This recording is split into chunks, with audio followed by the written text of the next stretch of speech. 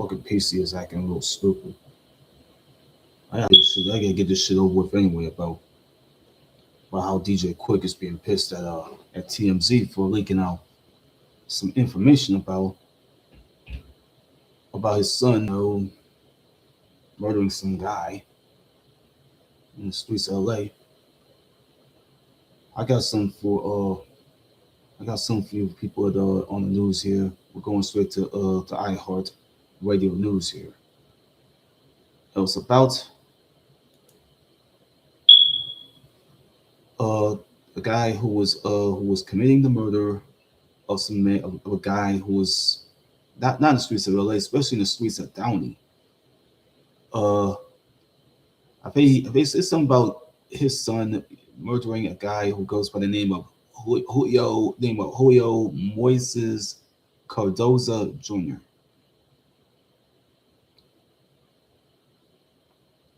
See, this is how David Marvin Blake Jr.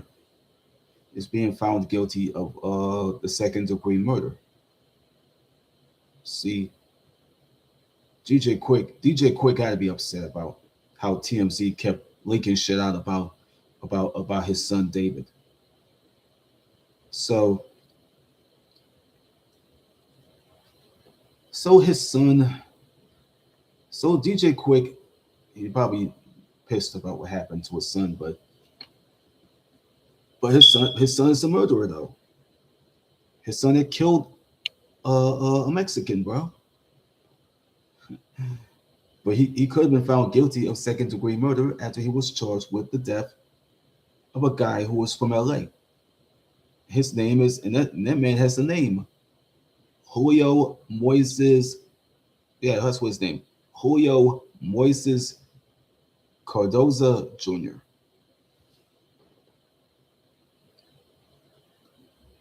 In a statement, what the LA District Attorney's Office issued like previous Friday,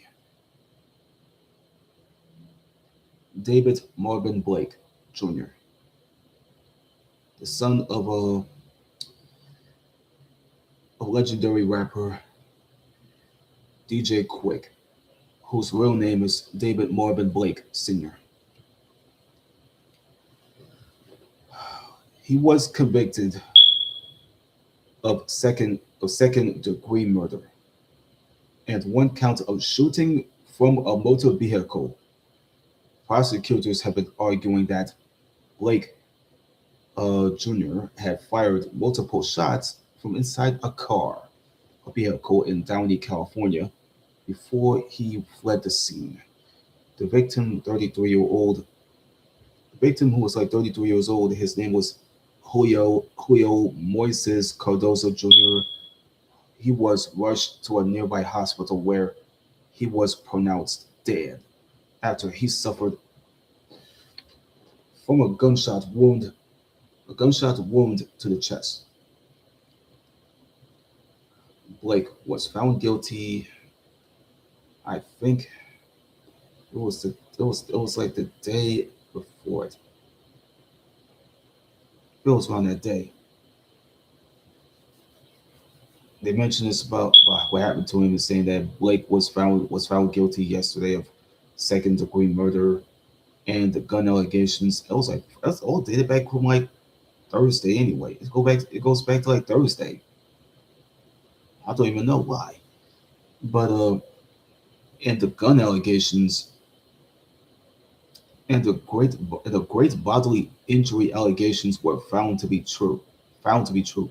See, the Los Angeles, district attorney's office had been saying this, like he was also convicted of one count of shooting from a motor vehicle,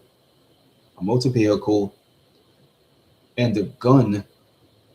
And let me leave it to people at the GBI. The GBI has these allegations. They're saying that were also found to be true. The incident began after Cardoza reportedly got into a fight with another man on the night of May 25th, 2022. The police have said that Blake shot at Cardoza from a vehicle and drove off.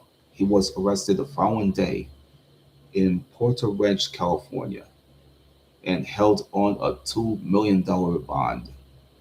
In addition to being the son of the veteran rapper, Blake also worked as a city council liaison to a Compton city councilman who goes by the name of Isaac Galvin. Blake will have to wait a few more months before the judge throws the book at him. Yeah, the judge will have to throw the book at him because he is going to be guilty of murder, second degree murder. But his sentencing hearing is scheduled. That was for February the 6th, 2026. He faces up to 40 years to life in state prison.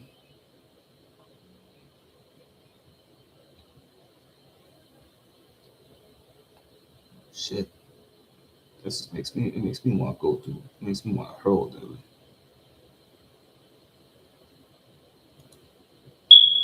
That makes me hurl. It makes me sick to my stomach.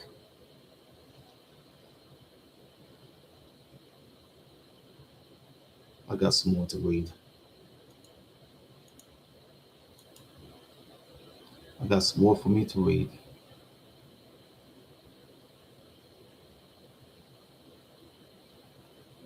Let me see. They have some more. I ain't fucking with TD Jakes right now.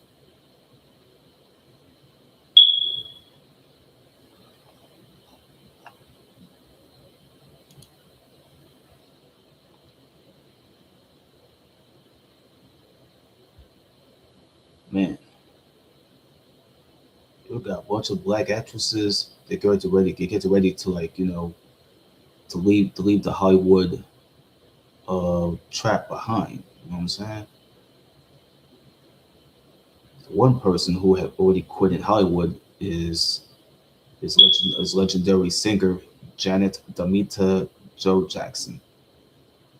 Well, she was a television legend in the 1970s, and then then she ends up on Good Times. She played as Penny in the 70s, and you know how she played the character.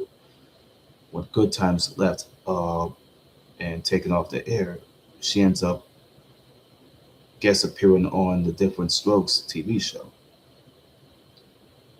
I don't know what the hell happened with all this shit.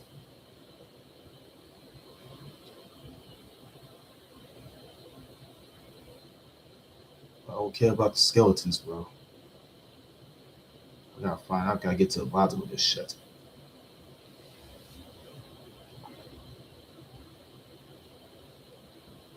Yep, records already been made out.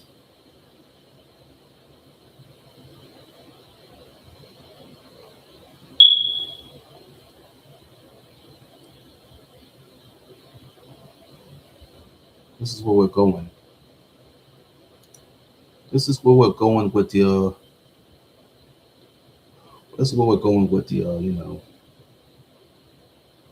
With everything goes on about Lisa Bonet.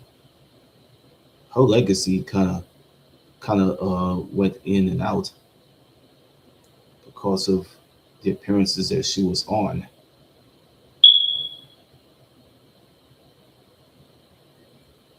Uh, too much shit going on about Lisa Bonet.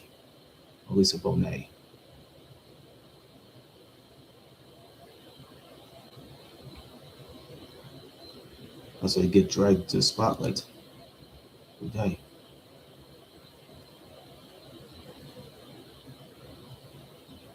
Yeah, well, I ain't gonna be watch that then. Shit. Shit, I ain't gonna feel like find nothing else to watch. Let me go to Quincy Jones for a minute. Okay, we'll go tell you all about Quincy Jones Jr. The legendary music producer, conductor, and songwriter Quincy Jones. Quincy Jones, who was known for his inimitable, inimitable film and scores and collaborations with fellow music greats like these legends like Michael Jackson, Ella Fitzgerald, Frank Sinatra Jr., and many more, died at the age of 91 at his home in Bel Air, California. Jones leaves behind a titanic discography of beautiful music across genres that have influenced countless artists and seven children, including actress Rashida Jones. Actress Rashida Jones, I think I so remember. I remember her from the Dave, what's it, a skit? I remember her from that skit that she did with Dave Chappelle. So that I remembered. I remember her. I remember her from the skit. So, in actress and fashion designer, I think I remember her sister. I remember her from this movie, the movie called Thicker Than Water with Mac 10, Kedada Jones.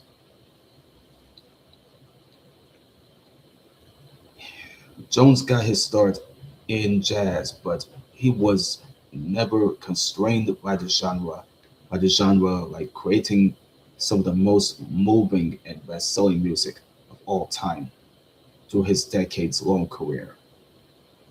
Along with the producing for many artists and being a solo musician, in his own right, Jones had countless credits as a conductor, arranger, and composer of studio albums and hit film soundtracks. He was also a sharp businessman as a record executive, film and TV producer, and more. In the celebration of his formidable legacy, here are 20 photos of the one and only Quincy Jones throughout his long career. This is 1950s. See, preparing an arrangement, one particular skill Jones had was as a musical arranger. An arranger is a key part of preparing an existing composition for the performance or recording, and is usually in charge of adapting the composition for the new setting by adjusting elements like tempo, instrumentation. That's word, right? So that's where I forgot to correct. It's instrumentation and harmony in the sheet music. Sheet music. That's a picture of Jones when he was younger. By 1960, he performed in Vienna. Jones had toured Europe through the 1950s, and a few jazz orchestras, and even a touring jazz musical, and eventually assembled his own big band of Jones Boys. The group had disbanded in the early 1960s after some successful tours in Northern America and Europe. There's a photo of Jones in the band that later broke up. 1963. Jones and his conducting. He was a Renaissance man when it came to music, exemplified by the many hats that he wore as a producer. He could play a trumpet and a piano. He had a knack for composing and songwriting, and it was a seasoned conductor in live settings, which naturally translated to the studio recording. Leslie Gore, that he is recording with. One of Jones's earliest successful collaborations as a producer was with the singer who goes by the name of Leslie Gore. Yes, woman. Yes, this was a picture of her. I didn't get a chance to pull down yet. He recorded her breakout debut single. It's called "It's My Party." Uh, heard the song years. I heard that song like so many years ago. I think the song got played on Problem Child 2 movie, and several other fantastic songs that was with Leslie Gore, that was for Mercury Records, including songs like "You Don't Own Me" and "Maybe I Know." Yeah, yes, this is the one of Jones's earliest successful collaborations as a producer was with the singer Leslie Gore. I get it. There's a picture of Jones and Gore in 1964. I didn't know she was doing a song for "It's My Party if I Cry If I Want to" type of song. Let's take you to the 70s with the late great Ray Charles. Yeah, Jones and Ray Charles, bro. They were like longtime friends and musical collaborators going back to their teen years in Seattle, Washington. With Jones citing Charles as a it's with Jones citing Charles as an early inspiration as someone, yeah, an early inspiration as someone who overcame his limitations to become a master of his craft here. Charles and Jones Charles and Jones were talking while rehearsing for the TV special called Duke Ellington. We Love You Madly, of which Jones was a producer and a musical director. This is Jones and Charles dated back to 1973. We had the choir right there. We had the choir standing right there as they're getting ready to sing. But they'll probably go meet with each other. So they're in heaven. They already met each other.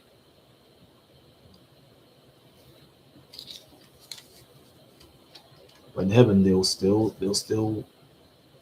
meet up. They'll still meet up like they would be. That's on them. But another year comes in 1974 when when Jones was at the Shrine Auditorium. In 1974, Jones nearly died from a brain aneurysm and thus substantially reduced his heavy workload. Several friends of his began planning a memorial concert for him at the Shrine Auditorium. As they thought he might pass away, Jones ended up recovering well enough to be able to attend the star-studded show, which featured performances from those that later passed. So from those that later died, including Marvin Gaye, there's Richard Pryor. You know, I don't know what happened to Sarah Vaughan. I don't know if Sarah Vaughan was already alive or not. I gotta find where Sarah Vaughan is at.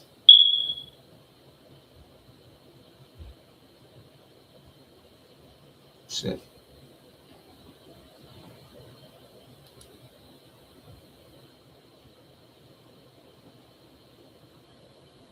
Let me type this, man.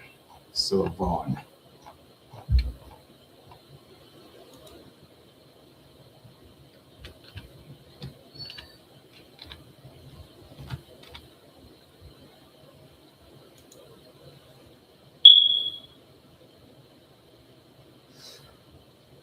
Look,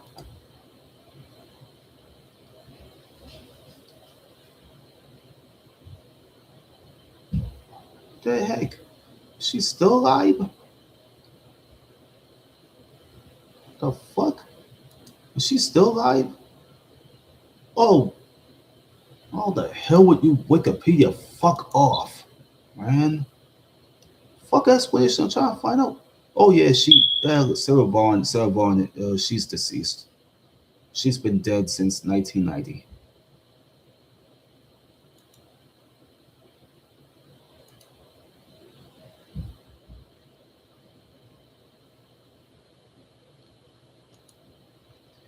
me start over. In 1974, Jones nearly died from a brain aneurysm and thus substantially reduced his heavy workload. Several friends of his began planning a memorial concert for him at the Shrine Auditorium as they thought he might pass away. Jones ended up recovering well enough to be able to attend the star-studded show, which featured performances from Marvin Gaye, who's been deceased since 1984, Richard Pryor, who's been deceased since 2005, Sarah Vaughan, who has been deceased since 1990, and there's more of them. This is Jones raising his hands up in the air. So Jones was raising his hands up in the air in the 1970s. Oh yeah, 1978, the Wiz press conference. Jones composed his first movie soundtrack, 1964's The Pawnbroker, directed by the likes of Sidney, what's his name? Sidney Lumet. That's his name, Sidney Lumet. That was his name. And he didn't even bother to look back. He credited almost about 40 film soundtracks and countless hours of TV, not music, not just music was something, just hours of, just countless hours of music that was for the television shows as well here. Jones is promoting a movie was called The Wiz. It was the 1978 was the 1978 movie musical where he first met the late Michael Jackson, the late great Michael Jackson. That's Quincy Jones sitting there at the press conference. His name was already been reserved to be on that table there. 1984. This is like prior to Marvin Gaye's untimely death. Jones had made a smash hit with the album Thriller. It was like a 1980s album. It was like 1984 back then, back in the day. But producing the best-selling album of all time is no small feat. And Jones just did what he just did and stuff like that. And when he did something, and he went, but he and Michael Jackson, rest in peace, teamed up for their second collaboration for the Thriller album. Following up right after the first album, it was called Off the Wall. It's called Off the Wall. It was a following up 1979's Off the Wall. The album cemented Jackson's status as a pop icon. Jones and Jackson have ceased working together following the release of another album that he just came out with.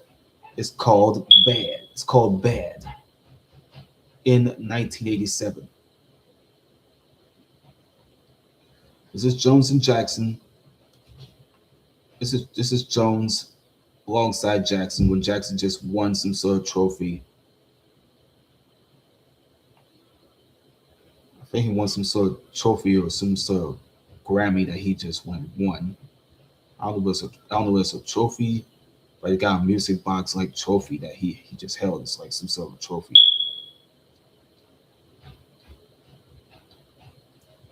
In 1986,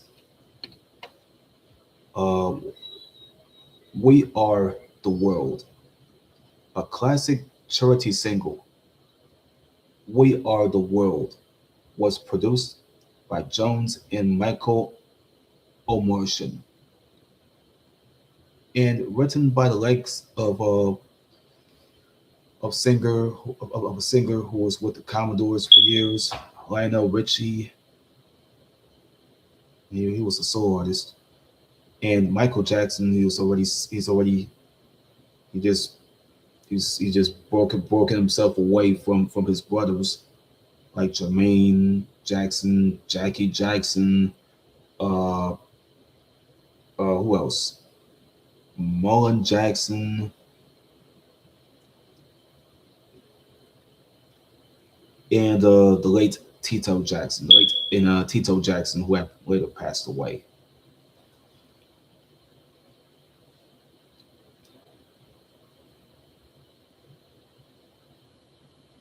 Yeah, I know. I know that this classic charity single is called "We Are the World" was produced by Quincy Jones and Michael Morrison, and it was written by Lionel Richie and Michael Jackson. It's just to raise the money for the 1983 1985 famine in Ethiopia. Jones had gathered the session musicians and a fleet of the famous singers, including the likes of Stevie Wonder, and I think there was Diana Ross, Billy Joel, that was already in it, Tina Turner, that was who was rest in peace. She's been deceased since 2023, and there's many more recording the song in one night.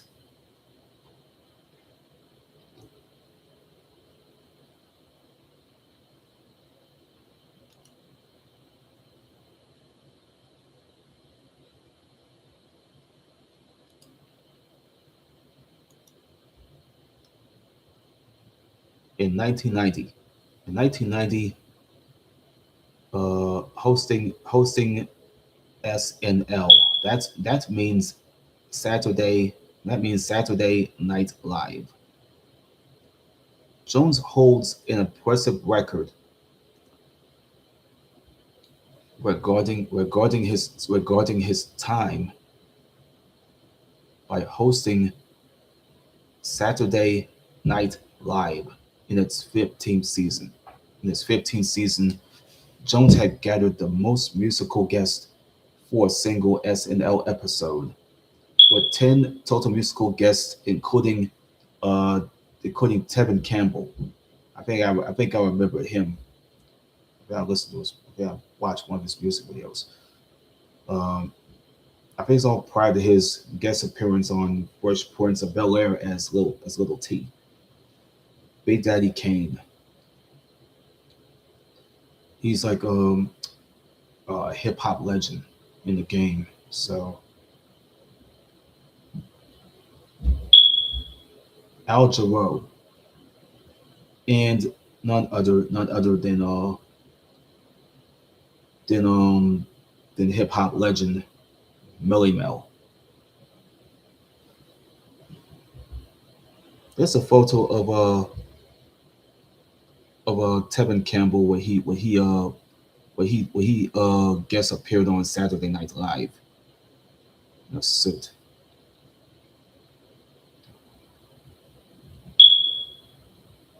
In 1990, he became a producer and a composer of a television series that's called The Fresh Prince of Bel Air. Along with extensive credits that he had as a composer, Jones was so involved in many films and TV shows as a producer or the executive producer, including a television series that was that was uh that was in its heyday from 1990 to 1996. Uh, is called in the movie that he just did some producing for is The Color Purple, and he did some producing for the Mad TV sketch comedy show. It's a sketch comedy show. It's called Mad TV. It was on Fox, but it got canceled. This is Jones. This is Quincy Jones with with actor, rapper, actor and rapper Will Smith. This is him and Will Smith, y'all. This is the picture was already been taken courtesy of NBC. When 1991 came, in 1991 he was sweeping the Grammys off the feet. But Jones, he was no stranger to the Grammy trophies. He could be winning a total of 28 out of his staggering 18 nominations. This photo is from the 1991 ceremony where his solo album Back on the Block was a big winner, and Jones took home honors, including Album of the Year, Producer of the Year, Best Arrangement on an Instrumental, and Best Jazz Fusion Performances. He held all sorts of these things. He held all sorts of trophies. It looks like the one that Michael Jackson had held back in the 80s. He held all the trophies that look like just like the one that Michael Jackson used to hold on to. I think it was 1984.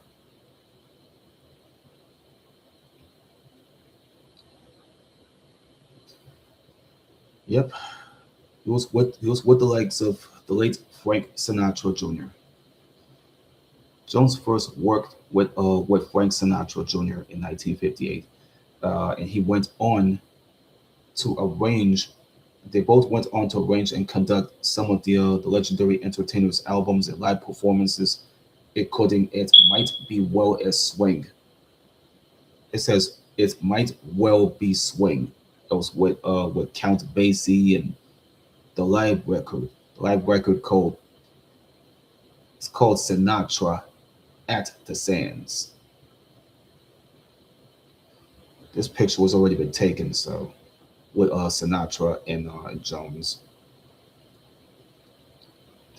1995. 1995. He was the Oscar winner. At the 1995 Oscars, Jones was presented with the Jean Hersholt Humanitarian Award by the likes of Oprah Winfrey, talk show legend Oprah Winfrey, in recognition of his active philanthropy. You may have seen my mother Sarah in my music and witnessed the laughter and tears of my children, my family. They were the pillars beneath this life of mine. Theirs is the humanity reflected in this moment. Jones said this in his part. Jones said this in a part in his acceptance speech. This picture was taken with him and Oprah. Oprah just she could just open her eyes and see something. But nice tits. Yeah, Oprah, what Oprah? Nice tits. You should have covered up more. In 2002, Austin Powers in the Gold Member premiere.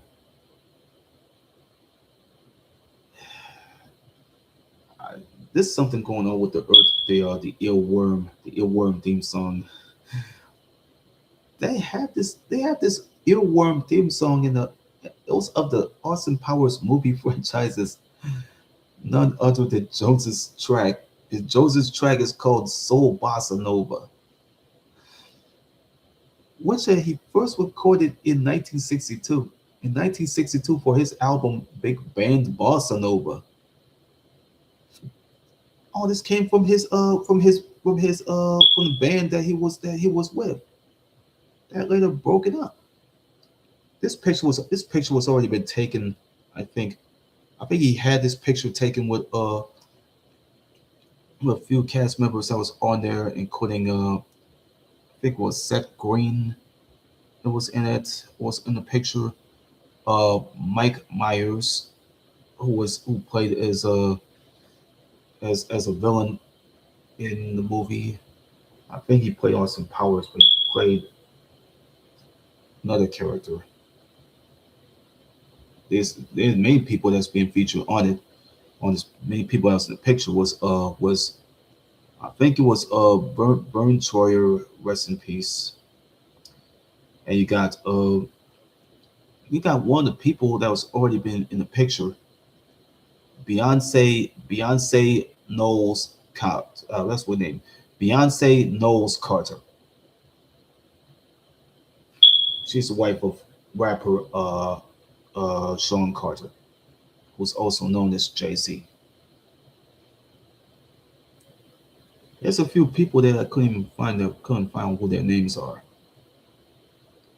I already know. I've been known Seth Green and Vern Troyer and Mike Myers.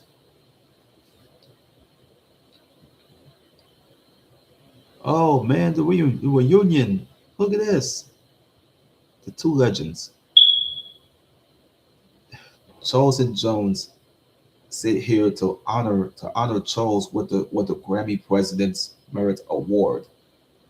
Jones was a composer and arranger on Charles's second ever studio album. The instrumental jazz album is called The Great Ray Charles in 1957. Even in writing one of those, even in writing one of the album's songs like The Ray.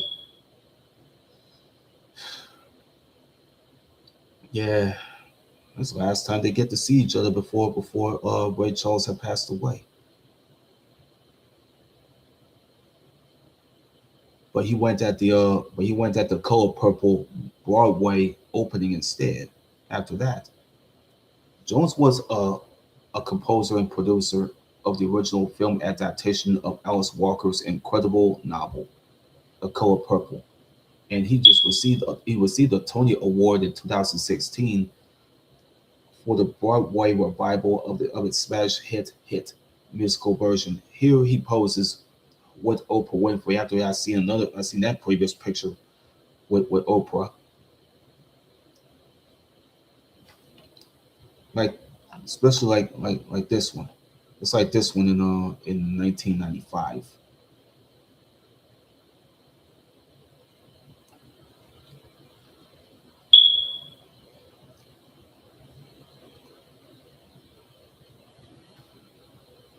Yeah, here he poses with Oprah Winfrey, the talk show legend, at the show's original Broadway opening in 2005. This is Jones and Winfrey. It's the last time you've seen them on stage.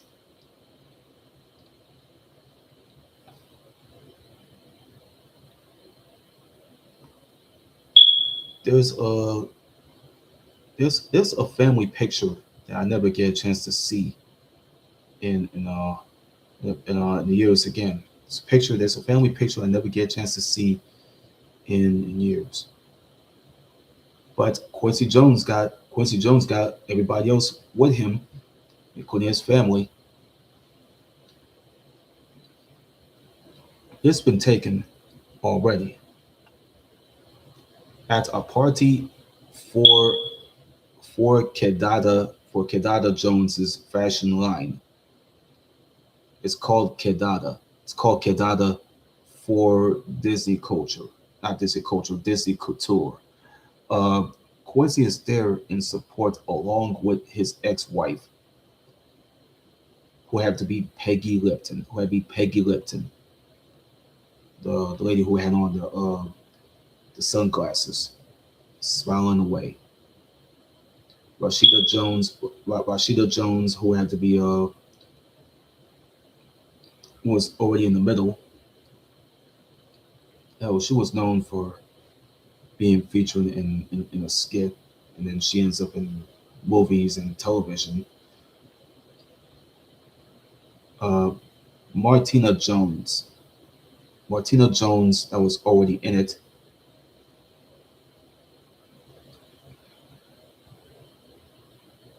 Um,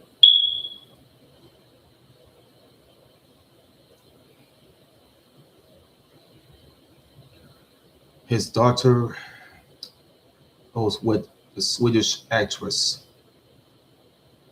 And the name is Ola. His name is Ola Anderson. The picture was already been taken. It's from Jeff Vespa in 2012. There's a photo of him with Rashida at the premiere of the Rashida Jones movie Celeste and Jesse Forever. Yes, it's a movie that Rashida Jones had featured in, and she have starred in it. It was at the Sundance Film Festival. I mean, she was starred in this romantic comedy with actor Adam. Well, was the actor he's working with Andrew Samberg, and co-wrote the screenplay with none other than 90s television legend William McCormack. Remember him from not Will McCormack. I think it was Will McCormack. I don't know who Will McCormack is. Shit. I gotta find who Will McCormack is. I gotta go get to the tab.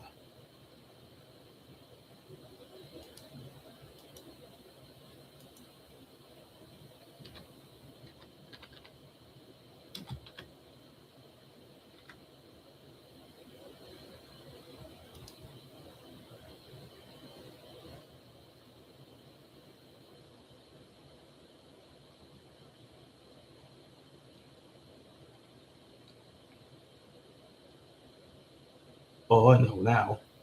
He's a screenwriter and actor. He's an actor, screenwriter, producer, director. I know why.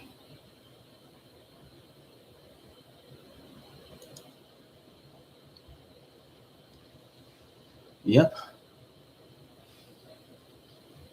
he did cope. Yeah, yeah.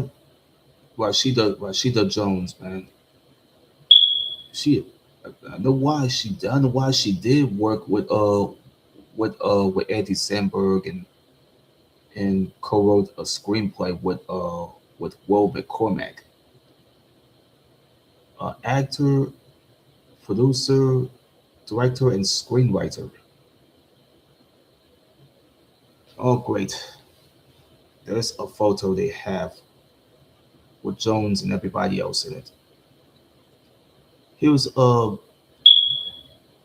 there's you gotta get to know to watch Quincy Jones on the Netflix thing, Netflix streaming service. If you want to get to know you want to get to know his legacy even better than this, Jones can be starred in a documentary about his life, which that premiered on Netflix. It goes back to 2018. You know what I mean? Quincy was co-written and co-directed by his daughter, Rashida Jones. Rashida Jones, who had already co-written and co-directed a documentary. And another guy who had already Rashida is working with, Alan Hicks.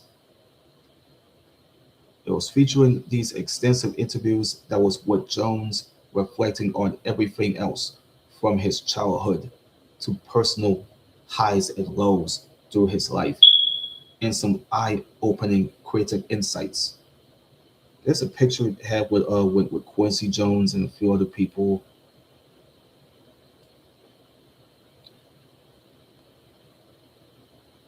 This was taken by Brad Barkett. A man named Brad Barkett probably took this picture. I think it was done now.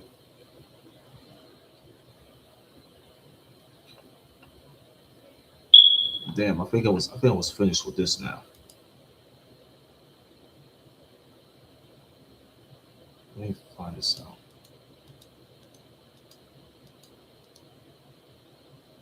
Oh shit. Oh man, do I have to deal with this bullshit?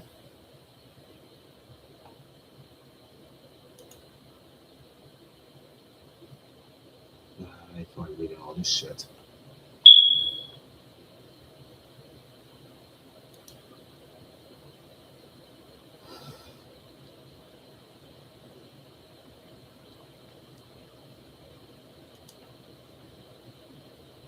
We'll find this out in another video. We'll find this out in another video. Ooh. Regarding Diddy. Ooh.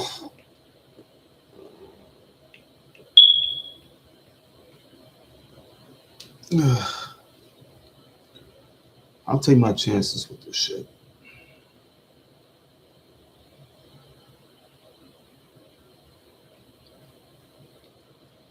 I'll do another video based on something else.